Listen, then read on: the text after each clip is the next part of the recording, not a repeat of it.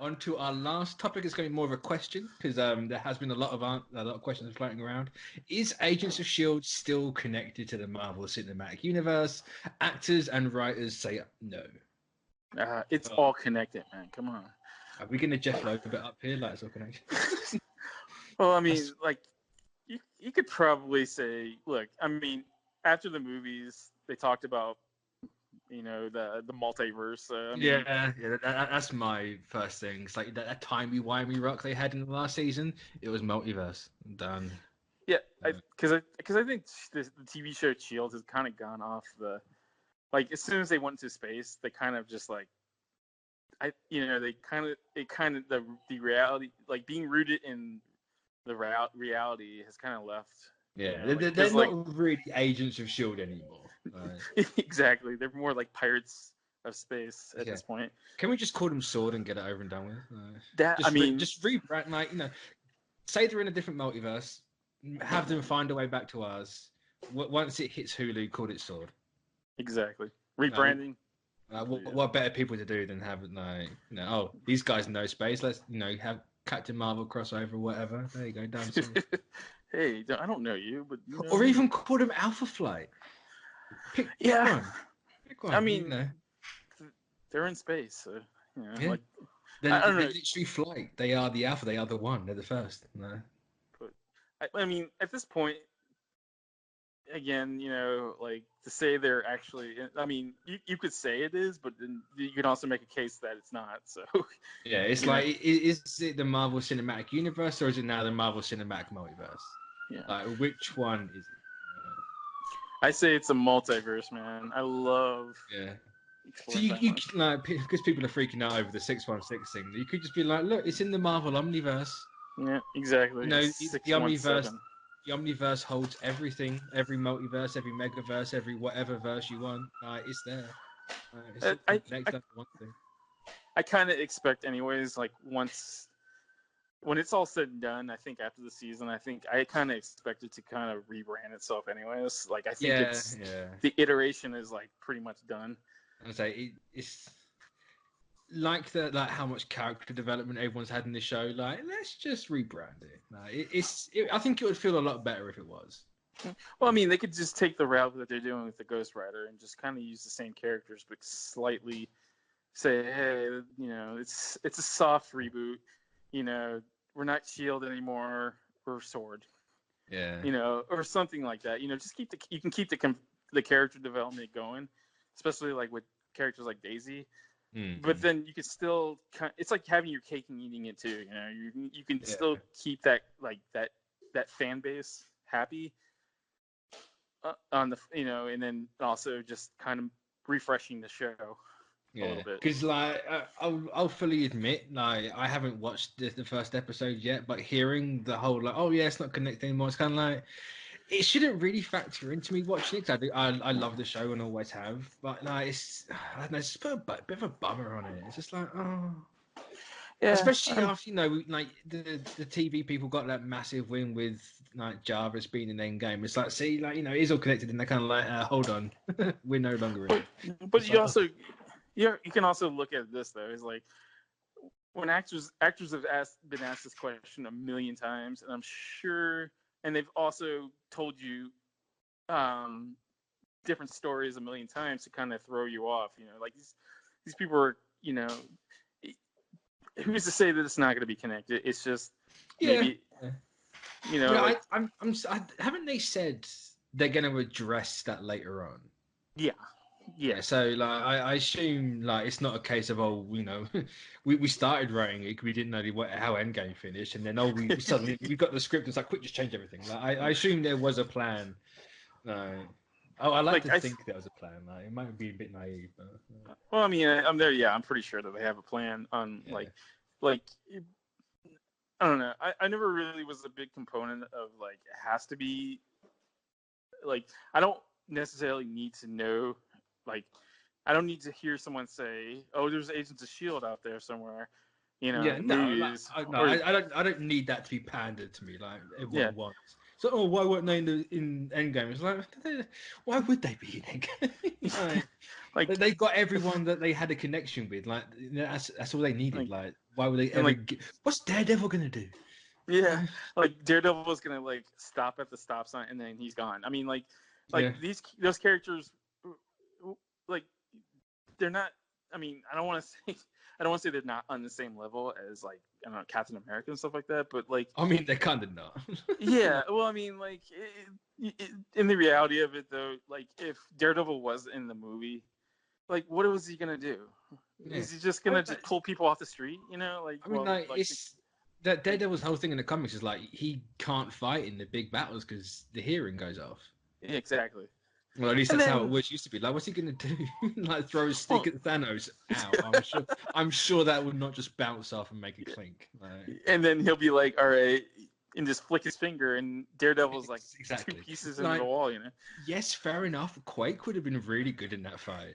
Like, but she's still got powers though. You know, like like it would have been nice to see like characters, you know, because Quake in that like all-female A4 shot would have been fantastic. Like if that would have been like a nice little nod. But, yeah, it would have been great. But like at this point, it really like how is she just gonna walk onto set? I mean, walk onto the scene like, hey guys, exactly. And everyone's kind of like, who is this? Who are you?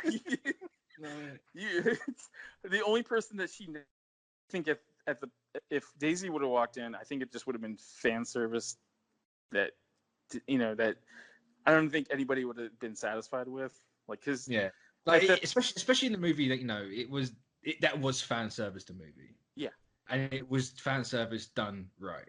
That kind of fan service would have been like, I would have loved it. I can't say I wouldn't. I'd be sitting there singing its praises, but like it would have been a bit hollow. Especially if it's just Daisy and no one else. Like, oh, where's Yo-Yo? Like, then you start asking those questions. Is like, where are the other characters at? And then everything's kind of is like a domino effect because people will be like, so Daisy was in the battle. So where was Luke Cage? Because he, then why wasn't Coulson at the funeral? Like, then it just kind of falls apart. Yeah. After that, it just kind of falls apart. I think in the next couple of years, and especially after this, I think the new films are going to start filming and stuff like that. I think they're going to be more tentative to being connected to the shows and stuff like that. So like it'll be more organic. So when like a big movie comes up, it'd be like if the characters did show up from the show on the movies, it'd be like more like, oh wow, they're here, not like most of the characters like wondering who this person is and why should we shooting her because she looks like a bad guy. Yeah, it's true. But and it's not like it's even. I mean, to be fair, Daisy looking like a bad guy is perfect because she's always had that sort of like, isn't she in the comics? So well done for them. But all you have to do is like bring Nick Fury into Agents of Shield. Have him be like, look, we're starting Shield again, or this or that, be part of us or be not. You can maybe split the team up, like half of them wants to be this, half of them wants to be with Shield, and then have Nick Fury appear in a movie with Daisy. Exactly. Those two are always like, she's the reason why she's there anyway in the comics. Just do that, and then you can done. Yeah, it's the easiest connection ever. No. I think like the early seasons of Shield when they tried to do stuff like that where they had Fury in there or they had Sif in there. I think it was kind of a disservice to the shows because it kind of gave the hope that maybe one day this will happen. But like I think if they would have left those characters out of those shows, I don't think that hope would have been. I don't think it would have been less of a backlash. I don't know. I think you might have still got the same thing. No. I think people would have had less of an argument to say it is connected because at least with having them there, it's like, well, they've had Sif. Like, I used that argument the other day. Someone's like, well, it's obviously not. It's like they've had Sif on there, they've had Sam Jackson. It's like, but they're the TV versions of them. It's just like, what are you talking about? They're literally the same actress in the same suit. Like, what are you talking about? It's the same characters, man. Like, there is no difference. Like, Samuel L. Jackson's a movie movie actor. He's a movie star, He's a movie actor. He I don't think he's ever been in a TV show, or maybe I'm wrong, but like he's known for a movie. I will look at that. I mean, he's billed as a movie actor. So like when his character comes onto a TV show, he there is no TV version and film version of a character. No, it's just a character. Like he did when he showed up on Shield, he didn't act any different than he did in the films. He acted the same. So really, I don't see the argument on that one. I'm like, apparently he was in Law and Order. Okay. Well, it makes sense. That man has been busy since 1990, so yeah. yeah. He must have done something for the Boondocks, like the cartoon for that, and Afro. He was in Afro Samurai Resurrection as well. Yeah. So, but I mean, they're the only 3 things he's done. The rest of the movies, like, I mean, if you look at it, like he shows up in commercials. It doesn't mean he's a commercial actor. He's just an actor, exactly. Like he's when you get like the movie actors in like an advert, it's always like, oh yeah, that's a paycheck. Like, well, I mean, it could be a part of the contract. Who knows? But like, true. Most likely, I mean, look, maybe Samuel L. Jackson was a fan of the show. Who knows? Like I'd probably put money on the fact that it wasn't his contract, but you have to. And it's not like it's a lot of work. We just want you for a day. It's most of those cameos don't last more than a day. Like it takes less than a day, especially the scene that he was in on that show. It was not like overly complicated. I think the 2 times he appeared, it was less than 5 minutes. Yeah, I mean, it wasn't like in front of a CG monster. It was just like he was walking down the runway, or he was on the plane. Yeah, I mean, he could probably do that in the same city he was in. He didn't have to go to LA. Or anything like that. Yeah. I don't know, man. I think it's going to change a lot more in the next couple of years, especially with the movies coming forward. I'm certain you said that before, but I assume like the plan is to weave things in a bit more with each other. I mean, that's definitely what they want to do. They want to. I mean, it's not that they don't want to give this to you. They just it's just figuring out how. It's the logistics, and it's how to do it right so it doesn't look like he's doing it for a payday. They want to try to make it look organic. So like when that other person shows up in a movie for that 5 minutes or whatever, it's not like jarring to you or to a person that has I don't know. I think that like what they kind of like have to do, you're gonna have to rip the Band-Aid off at some point. Comics do it constantly. Not everyone knows every character. Like, yes, TVs and movies aren't comics. Like, they're vastly different mediums. One's budgetless, essentially. Like, no one's not gonna pick up a comic and be like, I don't know this character.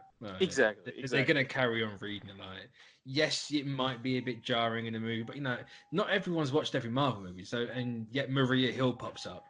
Like, we've had Maria Hill once in Shield, maybe twice, and then 2 other times in the movies. No, she hasn't even been in there every time Sam Jackson's been there. So, not everyone's gonna know Kobe Smulders is supposed to be this thing. So I see it as no different to that, but I could be the vast minority.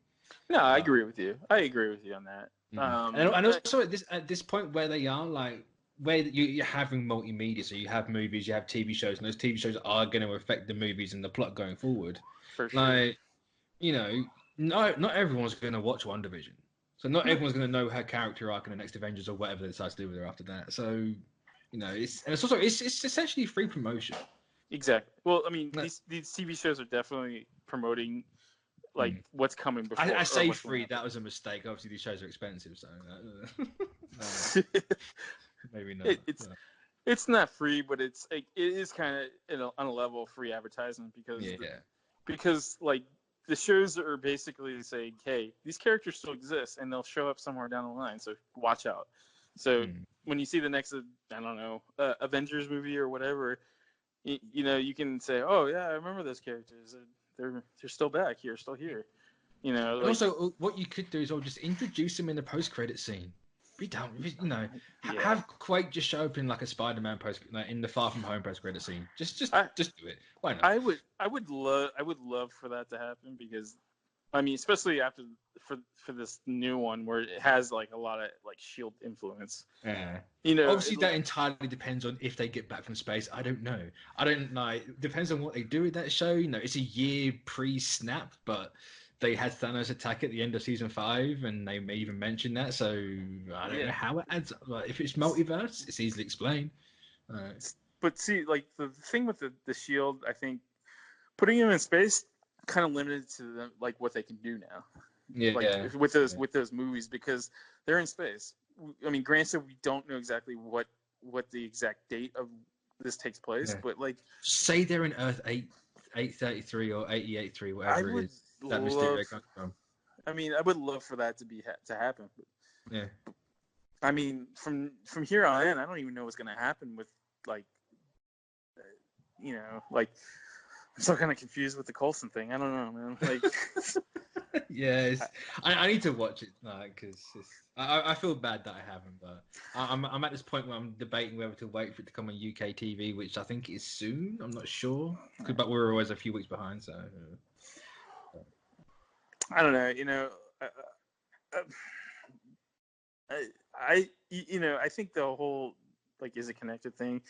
I think that's completely up to you right now, like as a fan, because like they have given no indication that it's not, but they also haven't given any indication that it is. So I mean, you could all say the TV shows have given you every indication that they are. Yeah, especially the Netflix ones. It's like, oh, they're the green guy, like, you know, the Raft, like, you know, they definitely tried it. The movies are kind of just like, who? Like, what are you? Okay. Well, I think with the movies, man, they got to finite amount of time to tell the story, so they can't tell their story. They can't like just pander straight to the TV shows. I mean, yeah, they could probably mention, hey, you know, there's this rogue team of Shield agents still out there. I mean, but like, let's face it, like most of his fans would be like, well, isn't that just pandering to people? Like, you know, yeah. Like, I think if they do it right, it would be great. You know, and who knows? I mean, I think the next couple, like I said, when the next movies come out, I think like they wanted to tell the story of those characters, so like I think they didn't have time to keep because they have to just like introduce these characters to the audience. You know, like nobody knows who any of these people are except for Coulson. And I mean, at this point, I think maybe 3 people on the team knew who Coulson was, like in the Avengers. Everybody else is like, who? I mean, yeah, 3 people now because the other 3 are dead or retired. Yeah. Yeah. Sorry. But, I mean, I don't know. I kind of have a feeling that Agents of S.H.I.E.L.D. is going to probably this incarnation of the show. I think it might be done. I think you're gonna see Agents of S.H.I.E.L.D., but I think you're gonna see a different version. Yeah. Like once everything once everything kind of like lands with the app and stuff like that, I think you're gonna see a different version of this show or a different version. Like, I tell you what would be a really good way, and they've set it up. They're gonna have it be set up twice where Time Far From Home comes out. Make them part of the Captain Britain Corps. Oh yeah. No, they name drop Braddock in Endgame, and there's a Braddock or Mysterio's Earth is where Spider-Man UK comes from, and he is William Braddock. So you know that's a 2 Braddock reference, and obviously the Captain Britain Corps. So you know, you can easily just pull it in with that. And, you know, maybe just rebrand it so it's not Agents of S.H.I.E.L.D., it's the Captain Britain Corps or something like that. Yeah. Whatever that, I'm not sure. I don't think it is called the Captain Britain Corps. I think it's called something else. Like, you know, make it part of that, maybe. Because, I mean, that character has a very strong tie to the multiverse anyway, so... Oh, yeah, he's literally multiversal Captain America, essentially. Like, he's, like, the protector of multiverse, you know, and, like... But he's a multiversal colonist, essentially. It's what we are. We know full well where we stand. I was talking with somebody the other day. Do you think that Far From Home, like, do you really think that Mysterio is telling the truth, about the multiverse? Here's my thing. I don't believe Sam Jackson would say he's from a different Earth, or I don't think Nick Fury would say he's from a different Earth if he didn't believe it. That's true. I think that's the thing that's it. I think the twist is going to be, Mysterio was a villain on his Earth, and he's seen that. You know, spoilers, Endgame, that, you know, Tony Stark, Iron Man's gone. There's a bit of a power void. He can fill that void by pretending to be a hero. I think that's the angle they're going to take. Personally. That would be interesting. Like, because that would be taking elements. You know, you keep the lying bit going. You know, Spider-Man had the whole thing that Mysterio has dabbled in dimensions before, so you can take that angle. That's how I'd personally play it, but whether they do that, I don't know. But there was a lot of reports saying that, like, and like again, I'm just as in the dark with you as you guys are about this movie, because I know a little bit about it, but I don't know like. I mean, everything Marcus and McFeely are in the dark about this movie, like Christ. Well, I mean, like everybody, I've talked to a couple of people, and they think that like Nick Fury isn't Nick Fury, and that maybe it's, I don't know, like a chameleon, but I'm having a problem with that a little bit. I'm going to do what we did last week. I'm actually going to wrap this up here. So thanks everyone for joining. Thanks everyone for joining. We will catch you all next week. So bye.